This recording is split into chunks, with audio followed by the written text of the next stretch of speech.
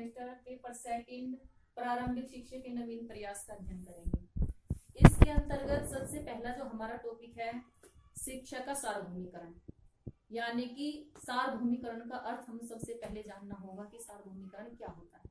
तो सार्वभौमिकरण का अर्थ होता है, सार्वभौमिक होता है सभी और भूमिकरण यानी कि जोड़ना, यानी कि सभी को किसी स्थान विशेष या सुविधा विशेष से जोड़ देना, ये सार्वभौमिकरण का सामान्य अर्थ होता है। परंतु हमको पढ़ना है शिक्षा का सार्वभौमिकरण। अब शिक्षा का सार्वभौमिकरण क्या है? शिक्षा का सार्वभौमिकरण का अर्थ है कि सभी को शिक्षा की मुख्य धारा से जोड़ देना, यानी कि समाज के जितने भी बालक हैं, चाहे वो किसी भी वर्ग के हों, किसी भी जाति के हों, किसी भी संप्रदाय के हों, किसी भी धर्म के हों, किसी भी प्रकार के वंचित बालक हों, सभी को शिक्षा की मुख्य धारा से जोड़ देना ही सार्वभौमिकरण कहलाता है।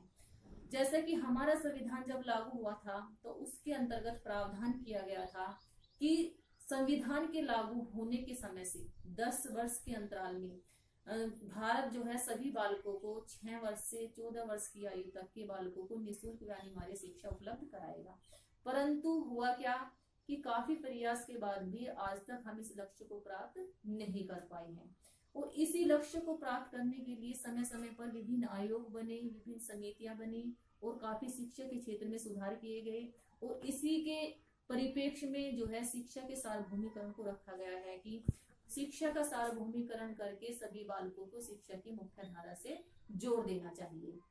तो इसके अंतर्गत शिक्षा के सार्वभौमिकरण के अंतर्गत एक लक्ष्य निर्धारित किया गया है कि सभी बालकों को समाज की मुख्य धारा यानी कि शिक्षा से जोड़कर उनके व्यक्तित्व का समुचित विकास किया जाए।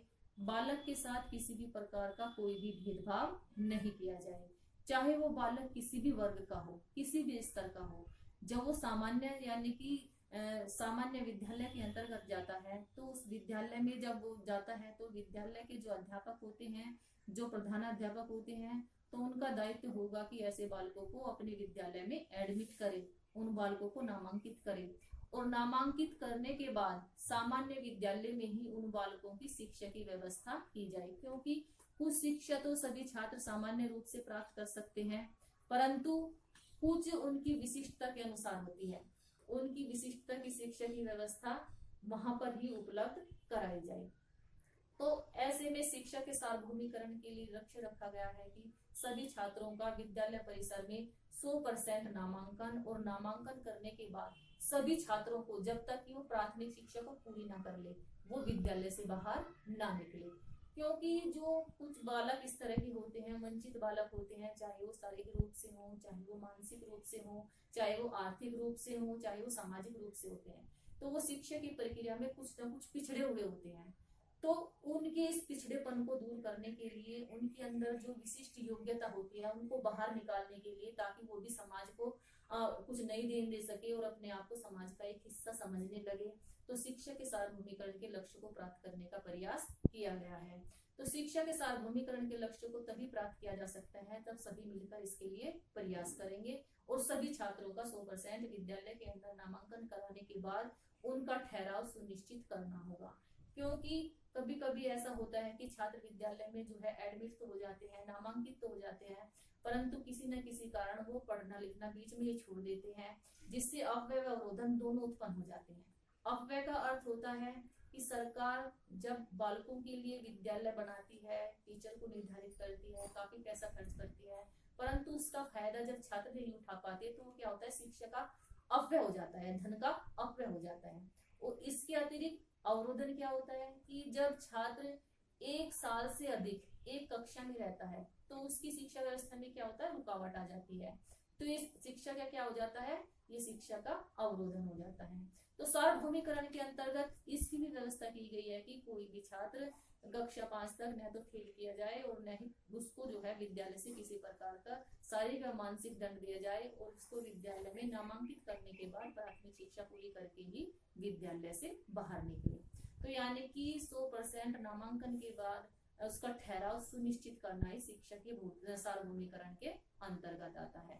चाहे वो विद्यालय सामान्य विद्यालय हो, चाहे विशिष्ट विद्यालय, किसी भी प्रकार के विद्यालय, सभी में छात्रों का 100% उपस्थिति होनी, 100% नामांकन होना शिक्षा के सार्वभौमिकरण के अंतर्गत आता है। तो शिक्षा के सार्वभौमिकरण के अंतर्गत जो है काफी जो है हमारे संविधान में भी अनुच्छेद बनाए गए हैं। इसमें सबसे पहला जो हमारा अनुच्छेद है, अनुच्छेद 21 है। जो संविधान का जो अनुच्छेद 21 है, इसके भाग 3 के अंतर्गत मूल अधिकार में निहित राज्य को 6 से 14 वर्ष तक के सभी बालकों को निःशुल्क व अनिवार्य शिक्षा उपलब्ध करानी होगी। कौन सा अनुच्छेद कहता है ये कहता है अनुच्छेद 21 से। क्या कहता है कि भाग 3 के अंतर्गत 6 से 14 वर्ष के जितने भी बालक हैं सभी को अनिवार्य रूप से निःशुल्क शिक्षा प्राप्त करना किसका दायित्व होगा? राज्य सरकार का दायित्व होगा। तो 21 से जो ये पहले हमारे भरण पोषण से संबंधित था, दैहिक आवश्यकता से संबंधित था, और जैसे हमारे भरण पोषण और दैहिक आवश्यकता एक विशेष अनिवार्य आवश्यकता है, उसी प्रकार शिक्षा भी अब एक अनिवार्य आवश्यकता कर दी गई है। और पहले जो शिक्षा की व्यवस्था थी अनुच्छेद 45 के अंतर्गत थी, परंतु अब जो है अनुच्छेद 45 को जो है अनुच्छेद 21A के अंतर्गत जोड़ दिया गया है कि जिस प्रकार शिक्षा जिस प्रकार मानव के लिए भोजन वस्त्र अनिवार्य है, उसी प्रकार उसके लिए शिक्षा भी अनिवार्य है। इसी प्रकार दूसरा हमारा अनुच्छेद है 29(2), अनुच्छेद 29(2।